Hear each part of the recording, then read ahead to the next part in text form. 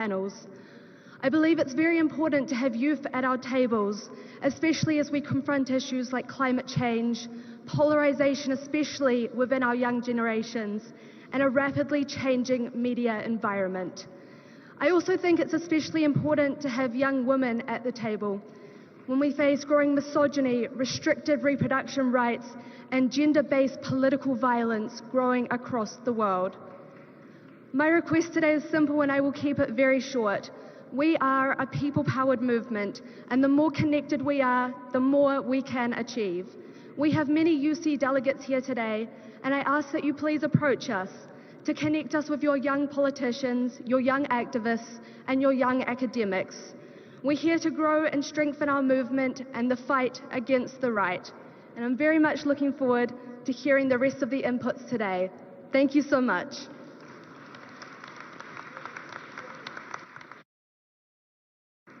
Thank you so much, Ms. Marina Hare there. Thank you so much for the remarks. I now request Ms. Jessica Ortega, Citizens Movement, Mexico, to please step forward and address the gathering.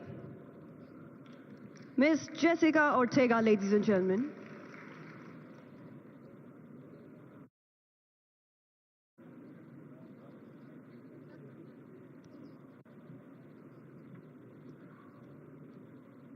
Muchas gracias.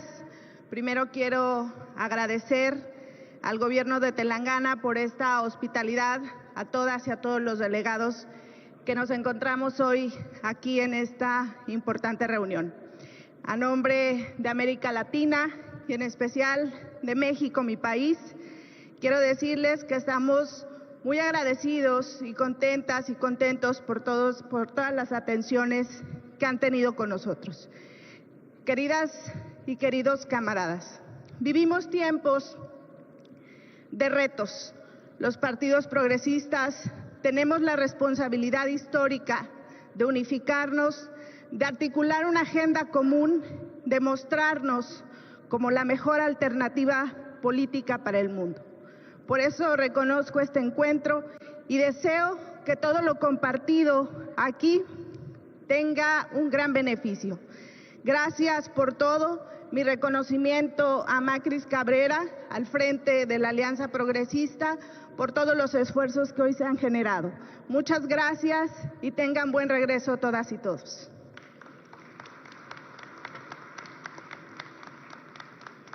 Thank you so much, Ms. Jessica Ortega.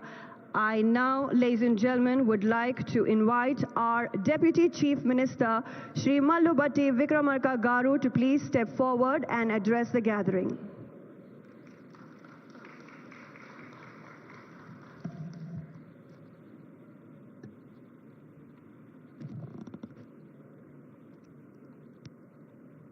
Respected our beloved leader, Sri Rahul Gandhi ji, Leader of Opposition Lok Sabha, Honorable Chief Minister Sri Revanth Reddy Garu, my cabinet colleagues, senior leaders from HICC and NDA Alliance, leaders of Progressive Alliance and Progressive International, and all the delegates. I am privileged to welcome all of you to the ongoing Bharat Summit on behalf of Government of Telangana. It is a matter of great pride for us to have been given this opportunity to host this amazing global event here in Hyderabad. Our government, right from the first day, has put into action multiple programs which are people-centric and address the most pressing felt needs of the people. The presence of all of you here has given us the right platform not only to showcase what we have done, but also learn and imbibe the most practices of non-violence, freedom, peace, and global justice on the lines of Nyay, which is our leader, Sri Rahul Ji's vision.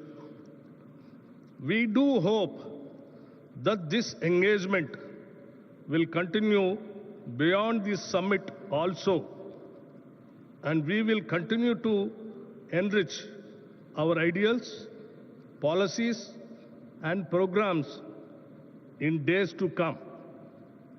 Warm welcome once again. We want to make this Bharat Summit an annual feature. Thank you.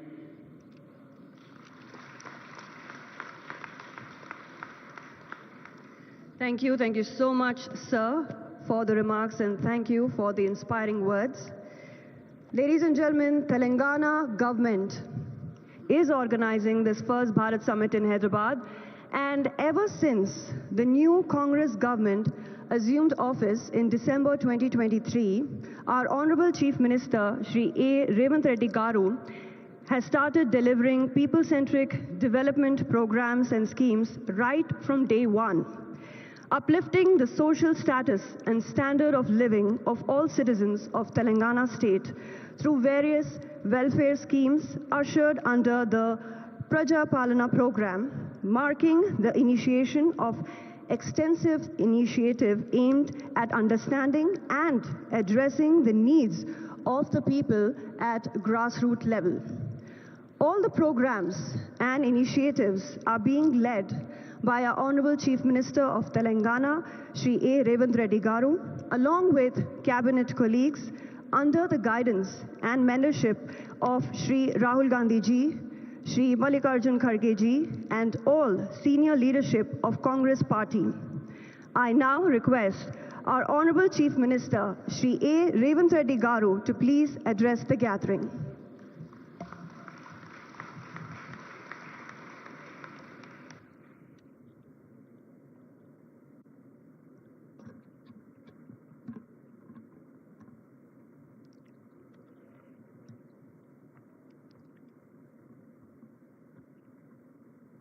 Good afternoon, friends. It is an honor to speak at the Bharat Summit. Leaders, intellectuals, change makers, and activists from different countries, I welcome you to the state of Telangana and its vibrant capital, Hyderabad. Telangana has a rich history, tradition, culture, and heritage. We were part of state called Andhra Pradesh and fought for many decades for separate state. The leadership for education came from students, trade union workers, farmers, and women. It's because of their fight we got separate state. However, for 10 years, dreams and aspirations of people were not fulfilled. They were deeply disappointed. When Congress government got elected, expectations were high. Our government has a simple mantra: fulfill dreams of every section of society, especially students and youth, farmers, women, and oppressed castes. We have launched some of the biggest welfare schemes in the history of India. On August 15, 2024, we paid rupees 20,617 crore to 25,50,000 farmers totally debt-free. On India's Independence Day, farmers of Telangana found free from debt. This is biggest loan waiver in India for any state. Farmers in my state get 24/7 free power. We gave a crop input subsidy named by Rait Bharosa of rupees 12,000 per year per acre of land. An annual support of rupees 12,000 per family is given to landless labor with Narega cards. Together, we give over rupees 20,000 crore annually to agriculture sector, farmers with land and landless labor combined. we are able to do justice to agriculture and farmers and the farming ecosystem. Farmers are seen agitating for minimum support price. In my state, in many states, in Telangana, we give minimum support price and additional paddy crop bonus of rupees 500 per quintal. Telangana farmers are making profits after we introduced bonus scheme. Farmers also benefit from both farmers insurance and crop insurance. And also students were at the forefront of Telangana education, but nothing was done for them. Their education or employment opportunities. Many youth pass out from college with a certificate, but no skills. For such youth, we started the Young India Skills University. There were no government job recruitment or notifications. When we took charge in the first year, we could fill over 60,000 jobs in government. We now launched Raju Yuva Vikasam to fund startup dreams, covering 5 lakh youth. The Congress party has a history of understanding what people need to different times and make policies to address those needs. Pandit Jawaharlal Nehru, first Prime Minister of India, focused on irrigation and education. Srimati Indira Gandhi focused on removing poverty through programs for roti, kapda or makan. The next 3 Congress Prime Ministers, Mr. Rajiv Gandhi, P.V. Narasimha Rao and Manmohan Singh focused on modernization, development and global technology revolutions like telecom and software. It is they who made it possible today for India to be 5th largest economy in the world. Our top priority is education, health and employment opportunities. We attended investment summits in Davos, USA, South Korea, Japan and Singapore. We got over 2.5 lakh crores investment to create jobs for youth in private sector. Telangana is a state where women are treated with equality and respect as part of our culture. Our women have led the struggle for separate state as strongly as our men. For my government, women, farmers and youth are most important stakeholders.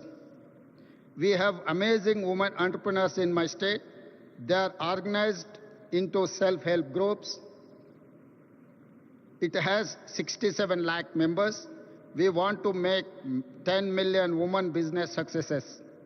We want to see them grow into millionaires.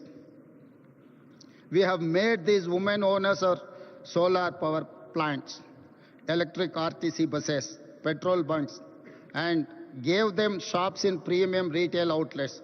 Today, they are earning more money than ever before.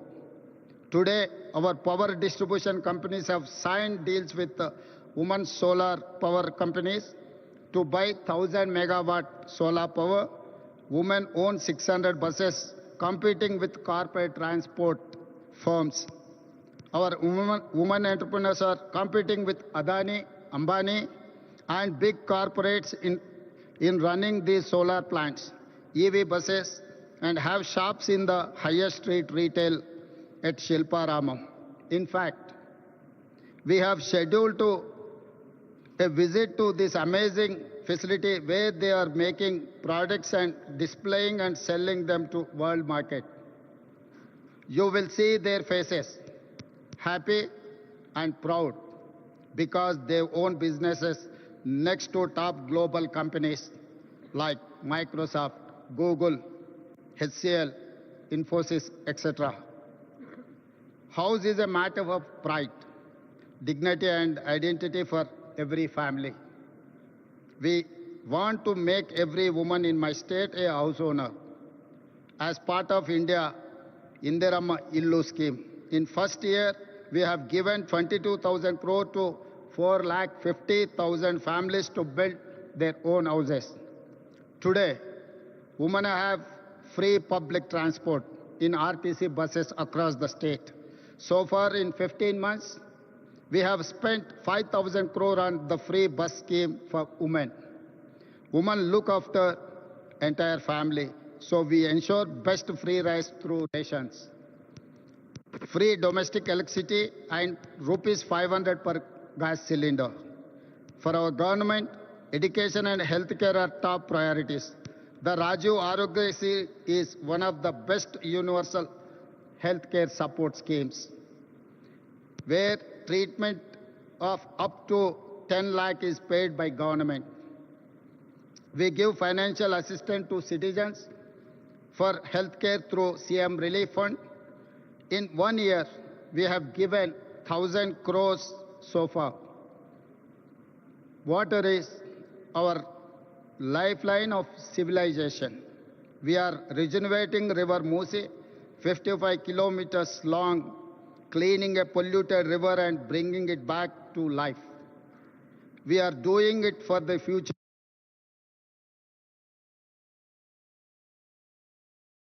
city and protect people from pollution.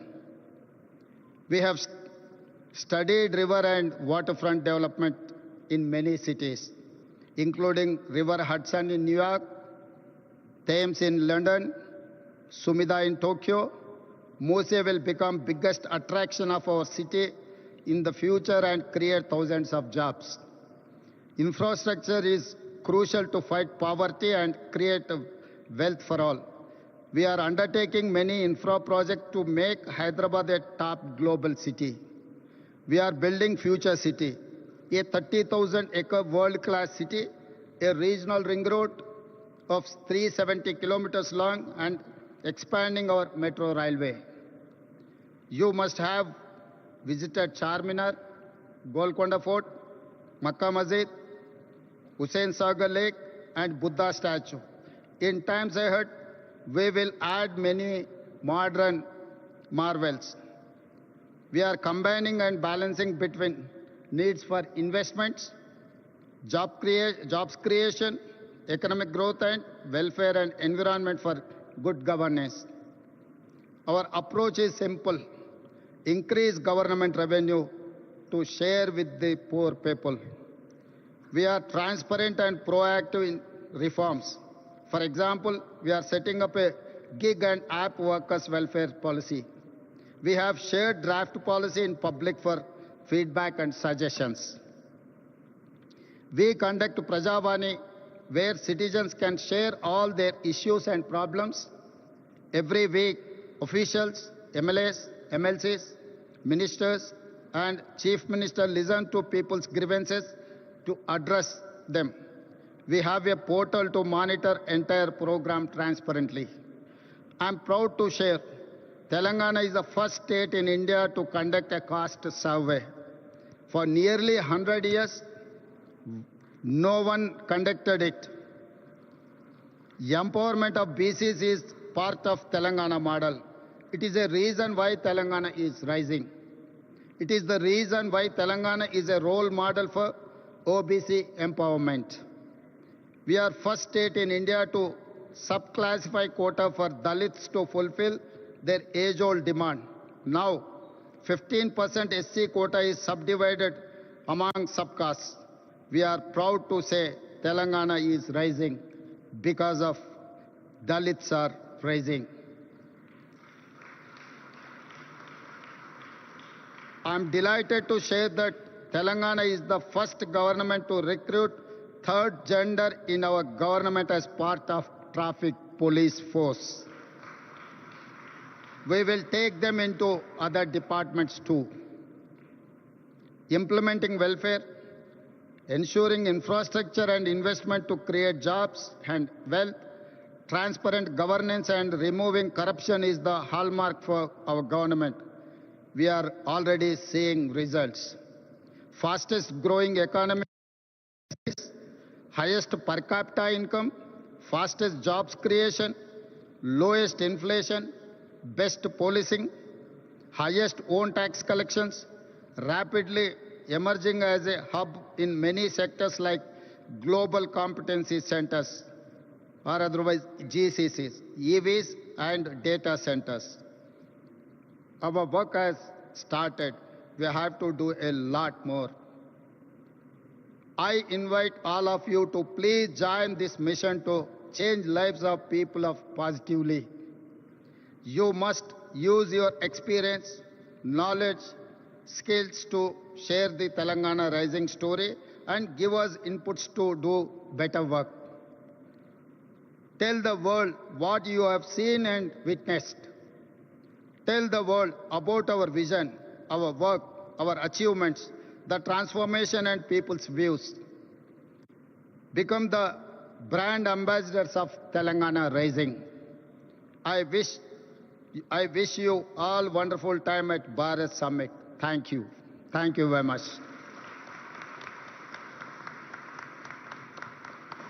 Thank you so much, our Honorable Chief Minister. Thank you for the motivating and inspiring words. And as a Telangana citizen, I am proud that my state is hosting the world's biggest gathering of visionaries, of progressives.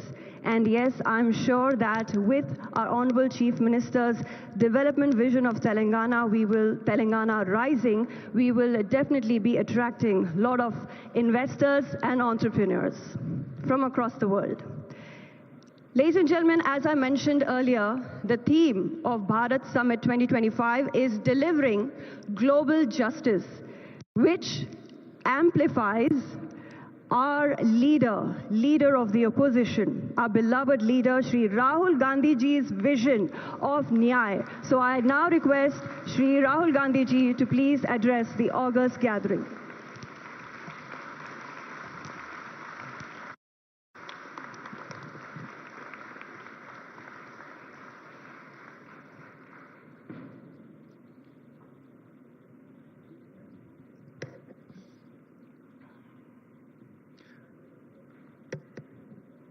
I'd like to welcome all the delegates from different countries who have come here for the summit. I'd also like to begin by thanking you for standing in solidarity with us against what happened in Kashmir a few days ago. I apologize. I was supposed to be here yesterday, but I was forced to cancel my visit here yesterday because I had to go to Kashmir and meet some of the injured people. I'd also like to thank Revant Reddy ji and the Telangana government for hosting this wonderful summit.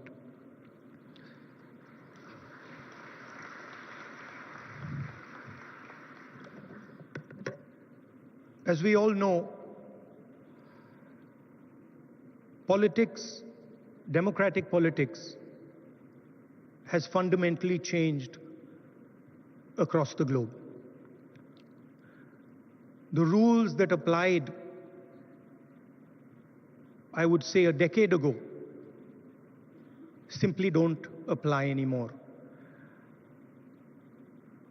Sometimes, when I speak to younger members of our party, what was effective 10 years ago, the tools that worked 10 years ago, simply do not work anymore. They cannot face the concentration of capital, modern media, modern social media. And so, in a sense, the old politician is dead, and a new politician, a new type of politician has to be constructed. And that really is the challenge in front of all of us. What does this new politics look like? What are the ideas that emerge from this new politics? I'm sure you've had a deep discussion about policies, about how we should think about education, how we should think about regaining the democratic space, how we should think there. And each one of us has a particular view on that. So I'm not going to delve too much into the policy positions. I'm going to talk about what I think is the correct lens with which to approach our politics. Some years ago, we in the Congress party felt completely trapped in this new politics, aggressive politics, a politics where the opposition is not talked to, but the idea is to crush the opposition. And we found that all our avenues were compromised. The media, the general atmosphere did not allow us to operate the way we would like. And so we reached back into our history and we decided to walk from Kanyakumari, which is one of the southernmost parts of our country, all the way to Kashmir, where I was yesterday. And I'd like to tell you a little bit about what I and some of my colleagues discovered on that journey. It's not a small walk, 4,000 kilometers. And I don't think we understood quite what we had taken on when we began it. But once we began, there was no way backwards. So we just carried on walking right to the end. And I essentially learned two things from that walk. Our opposition across the world has a monopoly on anger, fear, and hatred. And there's no way that we are ever going to be able to compete with them on anger, fear, and hatred. They are going to outdo us, outmaneuver us, and beat us every single time when it comes to fear, anger, and hatred. So the question is, where and how do we operate? Where are the spaces where we have the advantage? Where are the spaces from which we can build a counter-narrative? So the walk started in Kanyakumari, and slowly as it progressed, more and more people started to join this walk. And within 10-15 days, walk would start at 6 in the morning, and we would have thousands and thousands and thousands of people walking with us, pushing us, people trying to come in. And it was something to see. My job was walking and listening to people. And the one rule we had was that anybody, regardless of who he is, who she is, should be able to come to the center of where we were walking and have a conversation with me or the other leaders there. And so we followed this rule rigorously. As we walked, we talked and walked and talked and walked. I suddenly found that it became harder and harder to speak. As politicians, we are trained to do this. We are trained to come on stage and talk. We are trained to tell people what we think. We are trained to think about the future. But while I was walking, the number of people who were coming to me made that impossible. And so I started to listen. And I realized, halfway through that walk, I realized that actually I had never ever listened before. And in fact, I didn't know how to listen. I knew how to speak, I knew how to think, but I didn't actually know how to listen to people. What do I mean by that? Whenever somebody was speaking to me, I would have a conversation going on in my mind. I would be listening, and at the same time, I would be talking. Relatively quickly into the yatra, the talking completely stopped. And all I was doing was listening to the people who were coming next to me. And I discovered that there is a completely different way of communicating with people, a much more powerful way of communicating. And that way involves me or us becoming completely silent and listening deeply to exactly what it is they're trying to say. I'll give you an example. The one that really struck me. We were walking. It was early morning. It was still dark.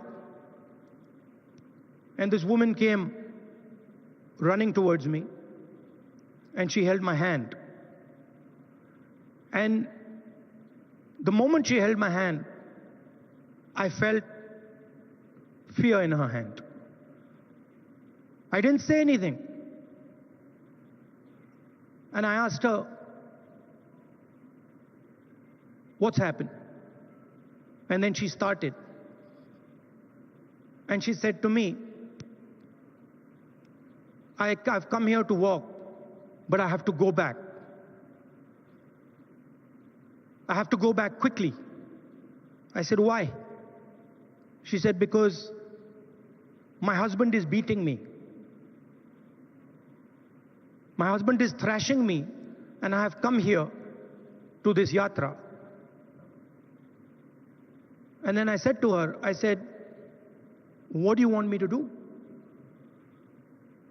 And she looked at me, she says, I don't want you to do anything.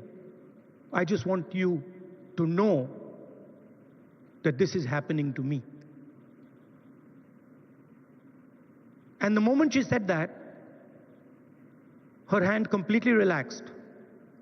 And I realized that it was as important for her to be heard, for me to understand and us to understand exactly what it was that she was going through. That was as important as any action we could take. And in 1 second, she transmitted to me what millions and millions of women go through in their homes. So our opposition really does not know how to listen, because they already have all the answers. They know exactly what is supposed to be done.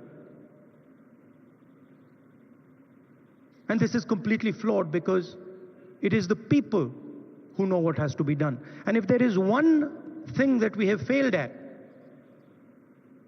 with all the social media and all the modern communication methods, it is that we have, as politicians, failed to deeply listen to what our people are trying to tell us. And this is the space where we can really operate, because our opponents have completely vacated this space. They're not there. They don't exist there. The second thing I learned, even more powerful than listening properly, on the yatra, it suddenly struck me, something struck me, that when it comes to people I'm close to, my mother, my sister, my friends, I'm very comfortable using the word love. And it struck me that I'd been in politics since 2004. And I never ever used or expressed love to anybody. So I was saying to people that I want to help you, I was working hard to help people, but I was not expressing the reason I was working. And so on the yatra, I started to do so. Little girl came up to me running, and she said, "Uncle, I love you." And I was like, that's interesting. Why have I never said this before? Why have I never used this narrative that is the central narrative and the reason for what I do? And so I started. I would listen, and then I would use the frame of love and affection, and I would tell people that, you know, I love you very much. And something quite amazing started to happen.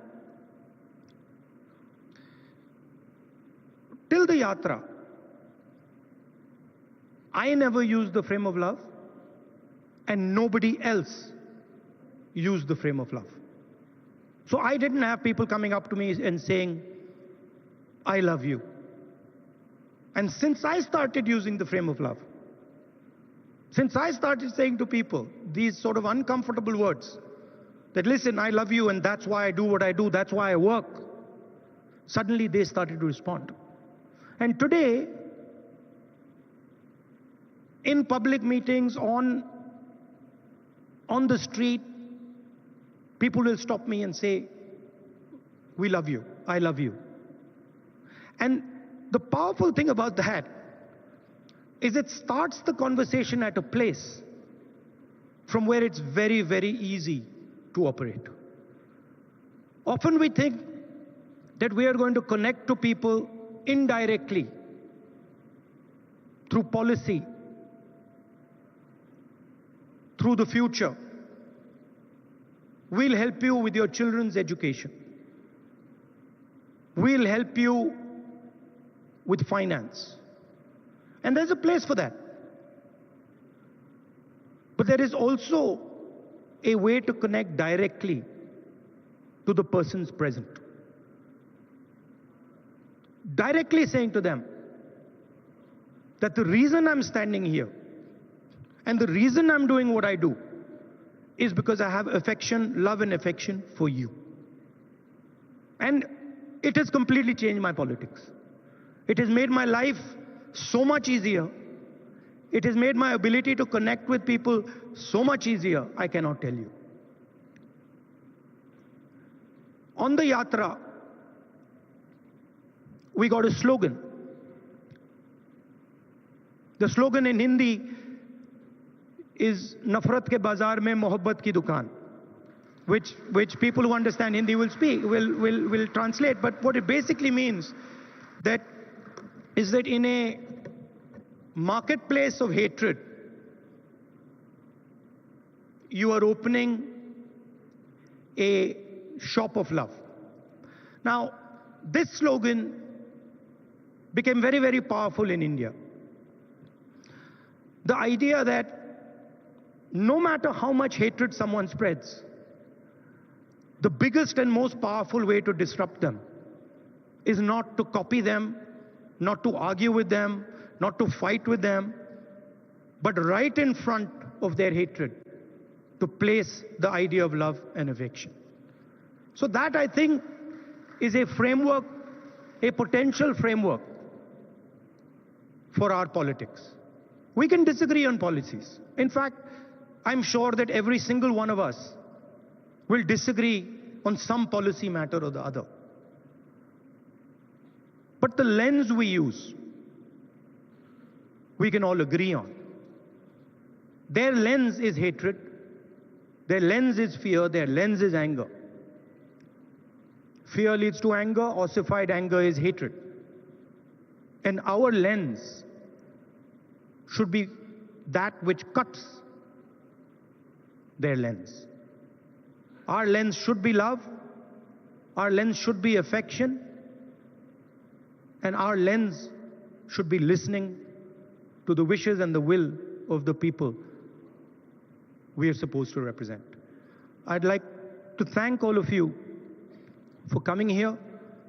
It's an honor for me to listen to what you're saying, to work with you, and I'm confident that this summit will generate the ideas that we need to build a new politics in India and the rest of the world. Thank you very much.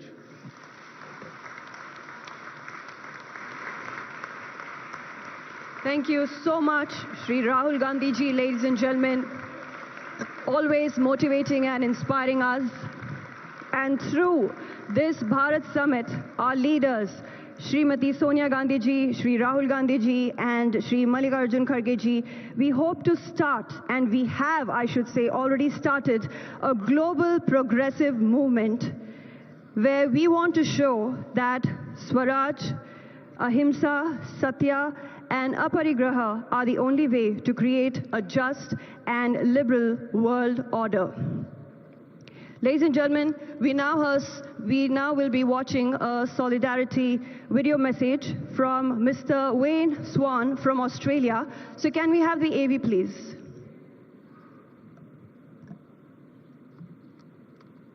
My name is Wayne Swan. I'm the President of the Australian Labor Party, and I wish you all a very, very successful conference. As Social Democrats, we all believe in the power of public policy to change people's lives forever. Our central purpose is to address economic injustice wherever it is and for however long it takes. We know that without greater economic equality, it gets harder and harder to address racial and gender equality. In an era of hyper-individualism and the power of oligarchs, it gets harder and harder for us to secure economic equality. Our commitment must be to solidarity. We need to recognise that each of us have a stake in each other's success.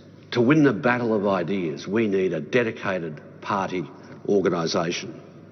Party activism has never been more important, particularly with the rise of fascism and the power of oligarchs in countries like the United States. Around the world, democracy is in decline. The far right is on the march. It's within our power to resist these trends and to build a new social democracy that will deliver greater equality and justice for working people. In the United States, we see a government of billionaires, for billionaires, and by billionaires. Democracy in that country is under threat. And around the world, we see the survival of the fittest mentality emerge from the far right. My message today is that we can defeat the oligarchs, we can defeat the far right if we have the right set of policies and the right amount of activism. There is no substitute for a dedicated party organisation and a policy platform that appeals to working people. And no policy objective is more important than making sure that everyone has the capacity to work and has the security of a social safety net, particularly in health and education. So our challenge is to connect, to motivate our members so that we can build a fairer society and a more prosperous economy.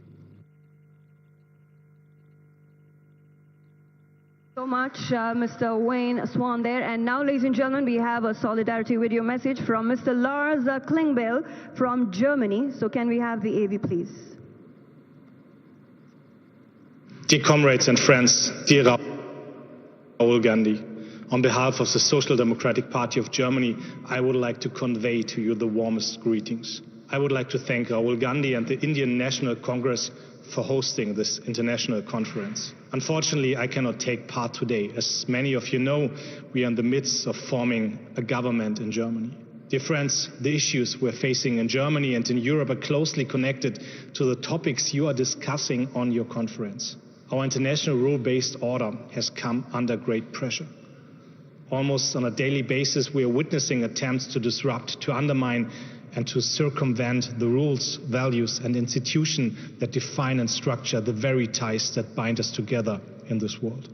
Unfortunately, we are witnessing the increased questioning of these achievements. Threats, blackmail, and strong armed tactics are replacing negotiations and the belief in corporations and the search for common interest. Attempts are being made to replace the rule of law with the rule of might. These developments must be stopped. We need to return to the universal acceptance of the rule of law. We need to strengthen and improve the institutions of our international rule-based order. Dear Rahul and dear friends from the Indian National Congress, I would like to thank you for organizing and hosting this international conference. In the face of recent developments, an international conference that aims to discuss how to deliver global justice is more than timely. I take it as a sign for hope that members from Progressive Alliance, Progressive International, and a delegation from the Socialist International are convening together on this weekend in India. This conference and the work you are doing is vital to find the answers to the pressing questions of our time. In order to battle the rise of right populists, we need progressive, democratic, and social responses. Dear comrades, this conference is an important step to the right direction. I look forward to further strengthen our cooperation. Let us contribute to a world that is safer, more just, and enables us all to live in dignity, prosperity, and peace. I wish you a successful conference. Thank you so much, Mr. Lars Klingbeil there. And now, ladies and gentlemen, we have our distinguished international leaders here present, and I will be introducing them onto the stage to speak to all of you. So I now request Mr. Giacomo Filibeck to please step forward and address the August gathering.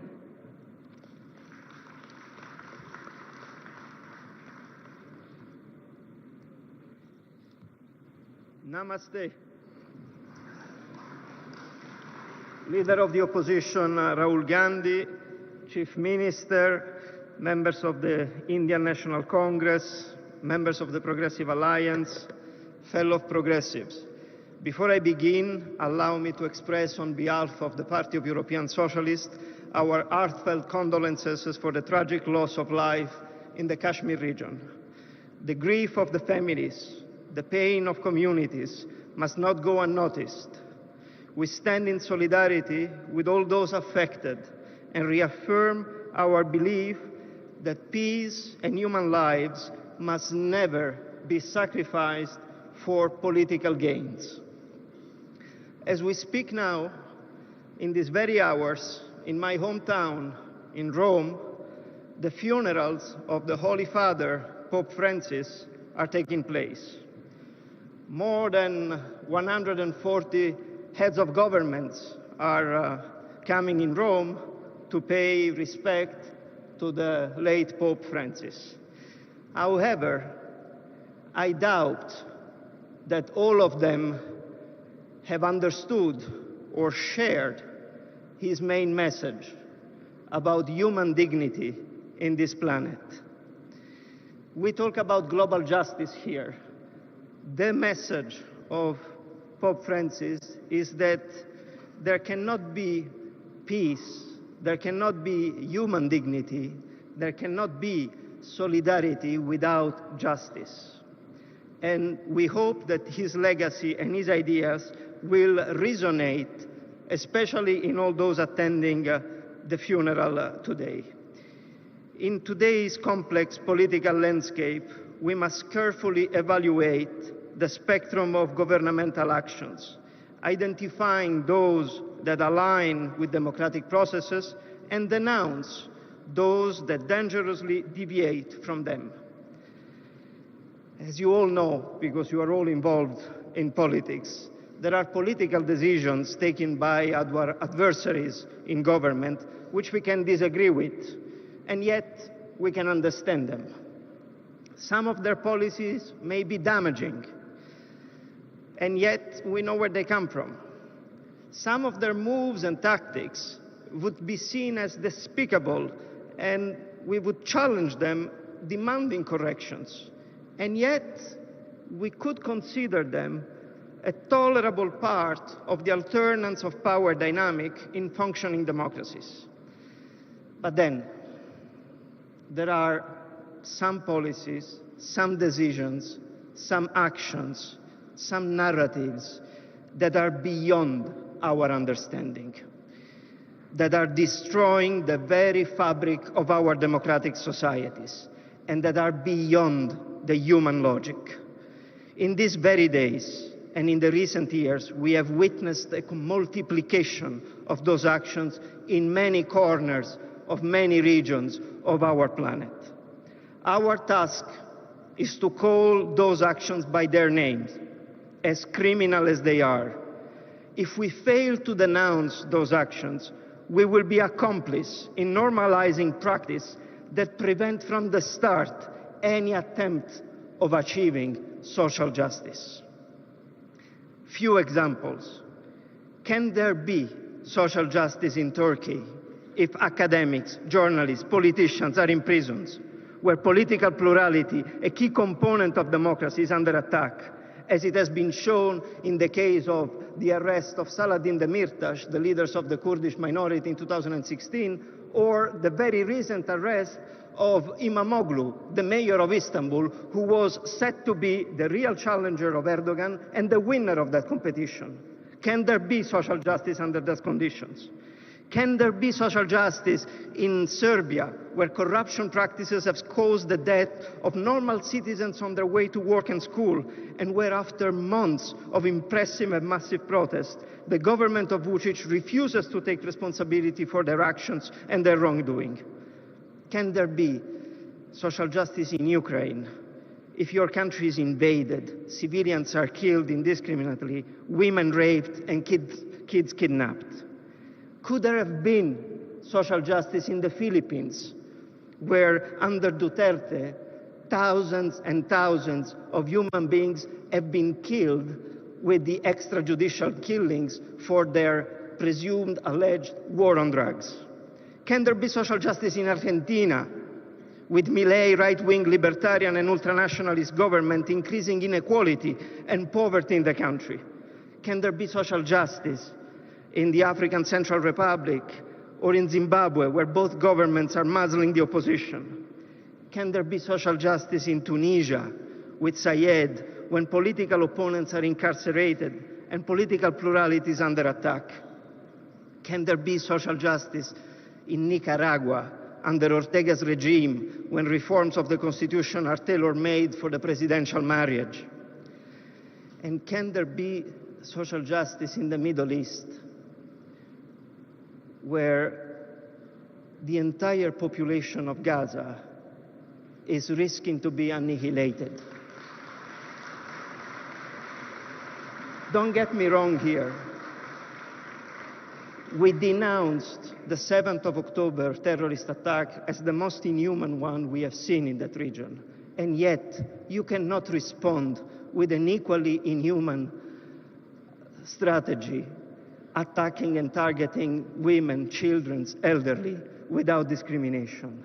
This is not what we expect from a democracy. And to conclude, even if the list is long, can there be social justice in the United States, where Trump systematically undermines democratic institutions by challenging the independence of federal agencies and free media? What was once considered a global model of democratic governments has devolved in a troubling narrative of institutional erosion and democratic backsliding. Comrades, as I said, this list can be longer than that, but we don't have enough time at disposal. But I know that all of you know yourself what and which countries I'm referring to, because you all have witnessed, in one way or the other, forms of injustice in your country. And if it was not in your country, it was in the neighboring country. And if it was not the neighboring country, it was in the region of where you stay in this world. The perpetrators of injustice in our systems are nowadays aligned, and they cooperate with each other. They speak the same language, and it was very eloquently said by the leader of the opposition, Rahul Gandhi, of hate and discrimination. We must dismantle the fear of the other and replace it with a narrative of unity, dignity, and shared progress. For all these reasons, it is of utmost importance that we all mobilize as progressive forces in unity around the world. We need to reinvigorate the global progressive movement, one that is driven by the belief that a better world is possible. For us to succeed, it is essential to deepen our links with all players like-minded around the world. And together, we can build a common narrative and have a common voice to face this fragmented world that lies ahead. Yesterday was the 80th anniversary of the liberation of my country, of Italy, from the Nazi fascist occupation. We must never forget the sacrifice of the lives of the resistance movements in a country like Italy. Their sacrifice is what allowed the generation afterwards, like mine, to enjoy a system where human rights, freedom of speech, democratic practices are possible. There are forces in this world that are trying to push us to forget that sacrifice or to minimize it. We shall never allow this to happen. And the best way to do it is to unite ourselves under the leadership of leaders like Rahul Gandhi and all the leaders of our parties to make our voice heard in every region of the world. Bella ciao.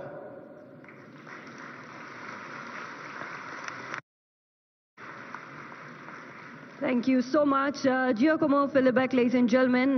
Mr. Giacomo Filibeck is the Secretary General, Party of European Socialists. And yes, moving forward to our next distinguished international leaders here on stage, I request all of you to kindly please limit your speech to 2 minutes maximum because we are running short on time. I now request, yes, Mr. Bert Koenders to please step forward. Mr. Bert Koenders, former Foreign Minister, to address the gathering.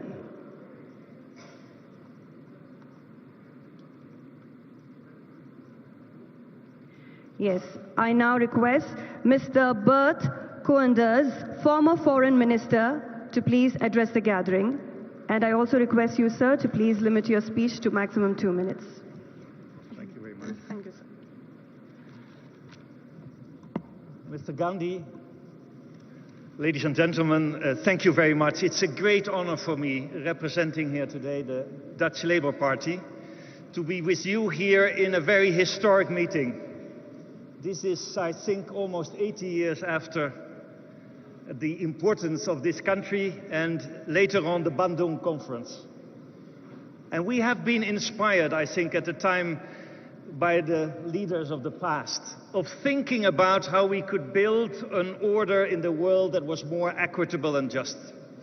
And I think the Bandung Conference has to give an inspiration, not only for new politics in our countries, I think it's extremely important, but also about a new arrangement in our world, which is polarized, which is characterized by disrespect, by unilateralism.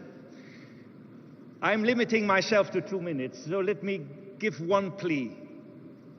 It is very urgent in a time of beggar thy neighbor policies, of unilateralism, of inward-lookingness, that together the spirit of Bandung is coming back, inspired by your party, as a force for the Progressive Alliance to work on a new deal between the South and the North. India can be in the lead, Europe can be in the lead. We need a real deal for respectful multilateralism, not only in terms of justice and human rights. I think it's absolutely key. It was just mentioned. Thank you very much.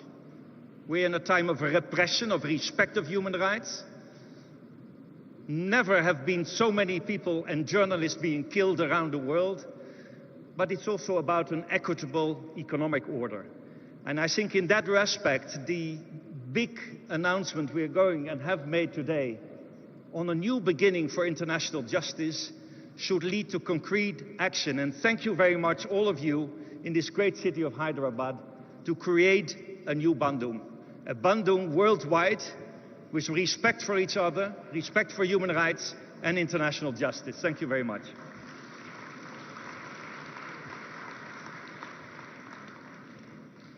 Thank you so much, sir, and appreciate it for keeping it short. I now request Ms. Monica Fain, President Socialist, to please step forward and address the gathering.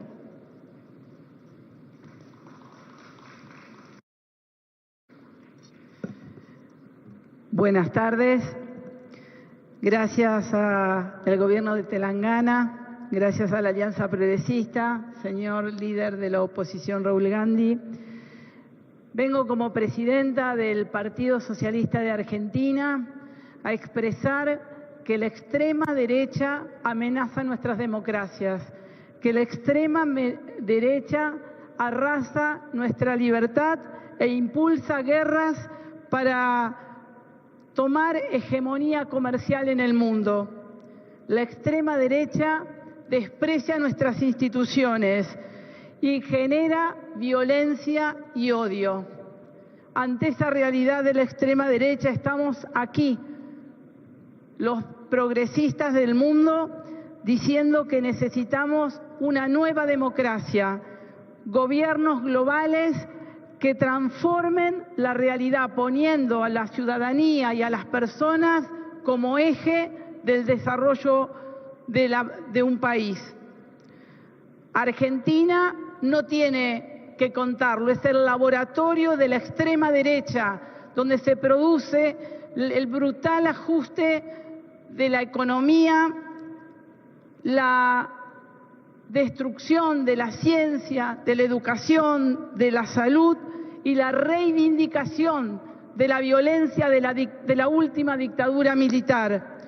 Nosotros en Argentina vivimos el accionar de la extrema y de la ultraderecha. Por eso venimos a este lugar y agradecemos este encuentro para decir que necesitamos una voz progresista más fuerte que le diga al mundo que podemos construir una sociedad con igualdad, con solidaridad, con justicia para todos y para todas, donde las mujeres, las disidencias, los campesinos, las campesinas, todas aquellas que queremos tener una vida digna, lo podamos construir. Esa es la voz del progresismo, es la voz que venimos a llevarnos de este Congreso. Gracias por la recepción. Thank you so much, ma'am. I now request Mr. Jiom Long to please step forward. Yes, Mr. Jiom Long, former Foreign Minister, Ecuador, to please step forward and address the gathering.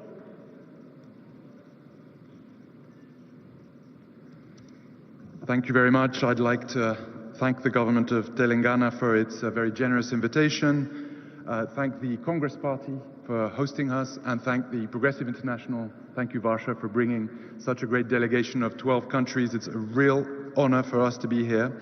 And of course, I'd like to express my heartfelt condolences to the people of India, my sincere solidarity for the terrible, tragic attack that occurred this week in Kashmir. This is 70 years since the Bandung conference, this week. And in the very little time I have, I would like to ask the following question. How is India going to position itself? And more importantly, how is the Congress Party going to go forward in terms of its vision for internationalism? What is its foreign policy doctrine going to be? We've heard here that we're facing a unique historical moment. We're facing the onslaught of exceptionalism, what I would call a reactionary international, which, of course, we have to contest, we have to fight through a progressive internationalism. This requires collective action against divide and rule, against the race to the bottom, which is often privileged by this emphasis on bilateralism, the bilateralism of the deal, whether it's an artful deal or not an artful deal. The bilateralism in order to maintain a symmetry, often between global north powers or superpowers and global south countries. A progressive project must have an international project at its core. And this is a crucial element because in this conference here and this morning, we've heard many wonderful policy initiatives. This morning we were in there was a great workshop on how new laws for gig workers have been introduced, first in Rajasthan, then in Karnataka, and now very soon in Telangana, and we celebrate this. And there are all sorts of fantastic domestic policies that have been proposed here. What about international policy? What is the internationalist project of the Congress Party going to be? Is it going to be the legacy of this wonderful picture of the Bandung Conference 70 years ago this week with Nehru, Nkrumah, Nasser, Sukarno and Tito? Or is it going to be an India that is just used as a bulwark of the West against China? Is it going to be an India of bilateralism? Or is it going to be an India of multilateralism, of collective action? An anchor in the global South to fight some of the great abuses of the current system of international governance we are often victim to. The Indian National Congress is heir to the historic legacy of Bandung. In Latin America and in the global South, it is this legacy from this party we most admire. It is this legacy from this party that I teach my students. What is it going to be? A Congress party from the global South? A Congress party seeking to harness collective action? A Congress party going back to its non-aligned roots? We heartily hope so in Latin America and the global South, and we encourage you all to follow this path. We need a genuine, not a vacuous, not a tokenistic, commitment to the struggle for the democratization of the international system that serves the needs, the interests, the rights of the world's majority. The Congress Party is called to play this role. Thank you very much.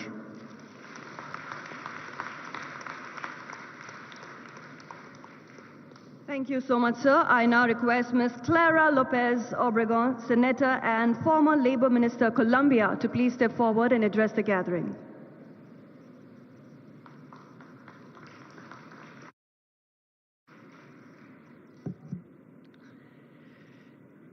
Colleagues from the progressive forces of the world over, Mr. Rahul Gandhi, your words with that meaningful lesson of replacing or confronting the new politics of hate with the politics of love is the right way forward. In Colombia, our president, Gustavo Petro, too, has the politics of love and has life at the center of all his preoccupations. In the spirit of Bandung and as members of the Global South, we must once more decide not to be for or against any great power, but rather in favor of world peace, democratic values, human rights, global justice, and equitable development. May the Bharat Summit signify the unity of all progressive forces with the common goal of social justice in a world that once more faces the East-West divide and the challenges of intolerance, terrorism, and genocide, which we wholeheartedly condemn and express our solidarity for the happenings recently that have affected India and the world over. Let us lead the way and walk together, respecting our differences and sharing our strengths for the common good. Telangana has given us great examples, and thank you for your generous hospitality. Thank you all.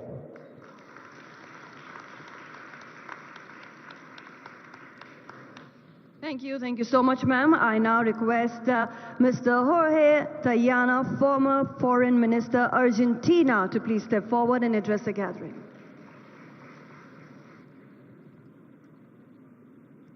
Thank you to the authorities of Telangana. Thank you, Rahul Gandhi, to be here for your address and for support this initiative, and to all the people that are here. Of course, we support and we are very sorry for the attack the other day. I invoke the Bandung spirit because it's very, in a sense, embody peace, non-violence, non-discrimination, and a commitment to development rooted in respecting each nation's sovereignty. We stand before a world in transition, where the relationship between nation states is being fundamentally changed. The tension stems from their gradual erosion driven by technological revolution and compounded by productive, financial, communicative, and cultural globalization.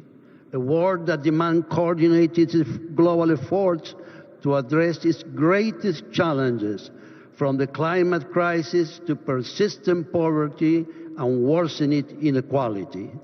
Today, concentration of power and wealth explain disparities within countries and between nations. Argentina, my country, now suffers a regression across economic, social, and democratic spheres, manifesting the current administration policy agenda. The trajectory fundamentally contradicts the prerequisite for equitable development, demonstrating how right-wing ascendancy for close pathway to justice. Consider the case of Dr. Cristina Fernández de Kirchner, former two-term president and current chair of the Justicialist Party, a party with 3 million affiliates in our country, who faced politically motivated legal harassment. The narrow aim is her electoral disqualification. The wider goal is to discredit all the opposition. Such tactics seek to intimidate a leader who dares to defend Argentine people's welfare. And this is a clear message. Our problem is not only the authoritarian presidents that go with the far right. Also a corrupted judiciary that not work with the point view of the justice legislation. Judiciary branch is a serious problem in our country. This geopolitical tensions and uneven development necessitates immediate action against inequality through 3 structural approaches: active non-alignment as a guiding doctrine, deeper regional integration, and institutionalized global South collaboration. On the final point, we must reaffirm Argentine legitimate and unalienable sovereignty over the Malvinas, South Georgia, and Sandwich Islands and their surrounding maritime territories, integral part of our national territory. The UN General Assembly Resolution 2665 explicitly recognizes the sovereignty dispute and calls upon Argentina and the United Kingdom to seek a peaceful, lasting solution. Yet the UK not only disregard this resolution, but exploit both renewable and non-renewable natural resources in the dispute sector in the South Atlantic. In times of instability, advancing global justice in all its dimensions is an imperative for all who believes must serve the welfare of our people. Let me conclude with late Pope Francis' words. I was close to him, and my family used to tell that we are friends. He's now been buried in the Santa Maria Maggiore church in a humble coffin. He reminds us that the people is not achieved, peace is not achieved merely by ending wars, but by building a new world, one where we discover ourselves as different, yet more united and bound in fellowship than ever we imagined. Thank you very much. Thank you so much, sir. And yes, since Shri Rahul Gandhi ji has a hectic schedule ahead, I request all our distinguished international leaders to please limit your speech to just 1.5 minutes. We move forward to our next speaker. I request Mr. Cedric Wermuth, Swiss Party President, to please step forward and address the gathering. Thank you. I'm a father of 2 young children, 2 young girls, and some years ago, the older one came to me and said, "Hey, Dad, how was that when human beings and dinosaurs were together on the planet? Did they like each other or did they fight?" And I tried to explain to her that dinosaurs had died before the human race came to Earth, and that nobody, no human is old enough to have ever seen actual living dinosaur. And then she turned her head and looked at me skeptically and said, "Not even you?" And that was the moment when I understood that the world had changed. And although there are only 30 years between her and me, I'm 39 years old, it's true. The politics I inherited, and we heard it from all the colleagues before, is a politics of an age that has gone long before us. And I think it's extremely important that we are precise on pointing on what's happening on the global stage these days and weeks and years. Yes, it has become fashionable in Western Europe to analyze the situation through the idea of the new polycrisis of neoliberalism. The truth is the crisis has always been there, but for the global South. The global North has just not seen it and has exported its problems to the global South. This time, the crisis is coming back. And it is coming back under the disguise of these very dangerous clowns, which Mr. Trump is the most dangerous probably for world politics. And I'd like to be very precise. I'm still on the 30. I have the right to be a bit more outspoken than other ones in this room. I think we have to be very precise.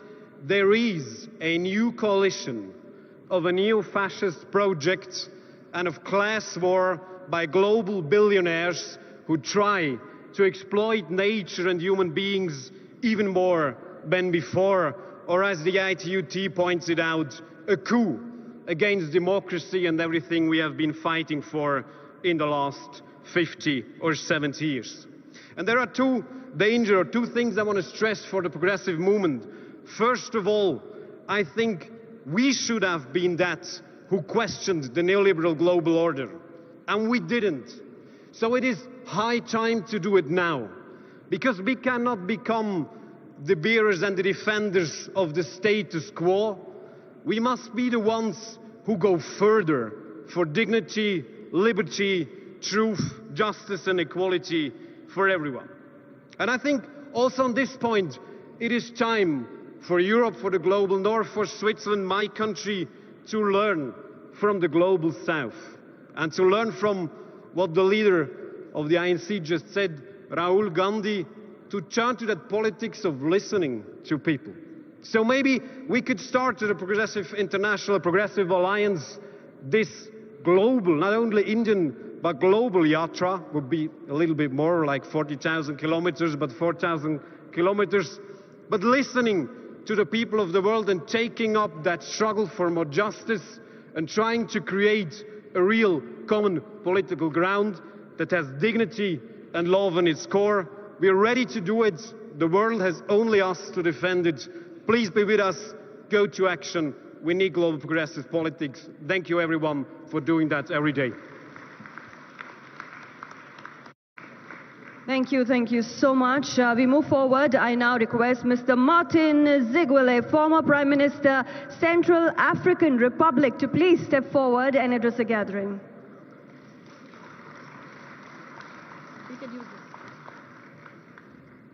Merci, je serai très rapide, je parle en français.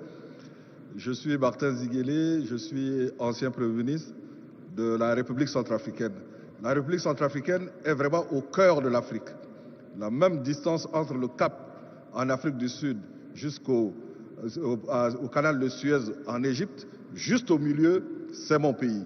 Nous sommes entourés par la République démocratique du Congo au sud, le Cameroun à l'ouest, les deux Soudans à l'est et le Tchad au nord. Nous sommes donc au cœur de l'Afrique et aujourd'hui nous sommes ici pour dire que nous faisons partie du monde. Et l'Afrique, je ne veux pas vous refaire l'histoire, a vécu le poids de l'injustice. L'injustice sur le plan historique, l'injustice sur le plan de l'économie. Et ceux qui sont de ma génération se rappellent que grâce à l'Inde, grâce à Bandung, à la conférence de Bandung, à la conférence de non-alliés, où celui qui représentait l'Afrique, c'était Gamal Abdel Nasser, nous avons été donc vaccinés par le vaccin de la lutte pour la liberté et pour la justice. Mais il faut se souvenir que la lutte pour la liberté et la justice est une quête perpétuelle, elle n'est jamais achevée. C'est en Afrique aujourd'hui que nous avons encore des pays où il y a des coups d'État militaires. Il y a seulement 2 ans, 4 pays dont nos camarades étaient les dirigeants, présidents démocratiquement élus, ont été successivement renversés par des coups d'État militaires. Cela s'est passé en Guinée, au Mali, au Niger et au Burkina Faso. Et aujourd'hui, un de nos camarades progressistes a été renversé en juillet 2023 et au moment où je vous parle, il est détenu avec son épouse au sous-sol de la propre présidence où il était président de la République. C'est au Niger et c'est notre camarade Mohamed Bazoum. Donc en Afrique, nous vivons l'injustice, nous avons besoin de solidarité, pas pour venir se substituer à nous, mais comme disait notre camarade Raoul Gandhi, il faut nous écouter, même si on ne nous aime pas, mais il faut au moins nous écouter pour nous soutenir dans cette lutte que nous menons. Je vous remercie.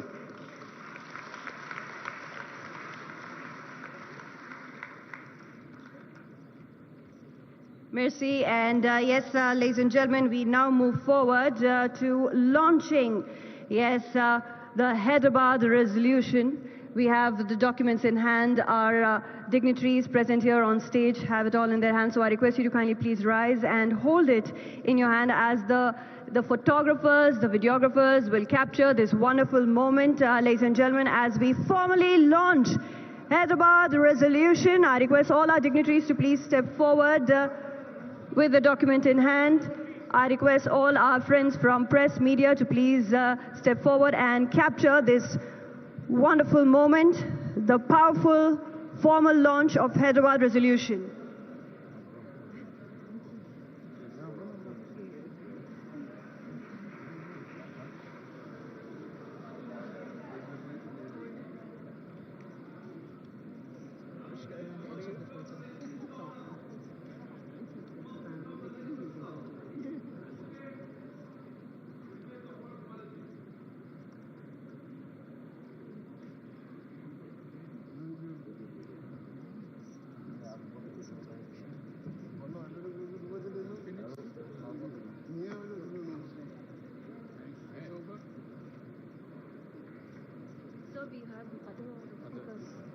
Yes, my dear friends, I request you to please be seated as we have our other distinguished international leaders still to talk to us. I now request His Excellency Hipólito Mejia to please step forward. His Excellency Hipólito Mejia, former President, Dominican Republic. I request you, sir, to please step forward and address the gathering. And yes, ladies and gentlemen, we still have many speakers on, and we'll also be looking forward to the vote of thanks. Thank you. Yes, ladies and gentlemen, request you to please be seated. Please be seated. We have our distinguished speakers. Yes, my dear friends, ladies, please settle down, be seated. We have our distinguished speakers who will be talking to us. We have 5 more international leaders speaking to us. And we also will be witnessing the closing remarks by TPCC President Shri Mahesh Garu. So I request you to please remain seated. Yes, ladies and gentlemen, dignitaries, delegates, I request you to please remain seated. We are continuing with our international leaders delivering their speeches, and we also have the closing remarks to be said by TPCC President Shri Mahesh Garu. So I request you to please remain seated. I request His Excellency Hipólito Mejía, former President, Dominican Republic, to kindly please address the gathering.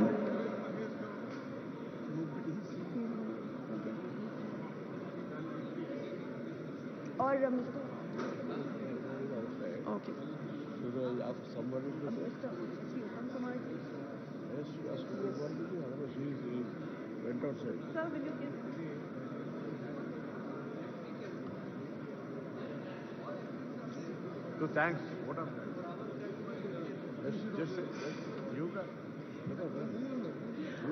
Yes, I now request our Minister, Shri Uttam Kumar Reddy Garu, to kindly please propose the vote of thanks.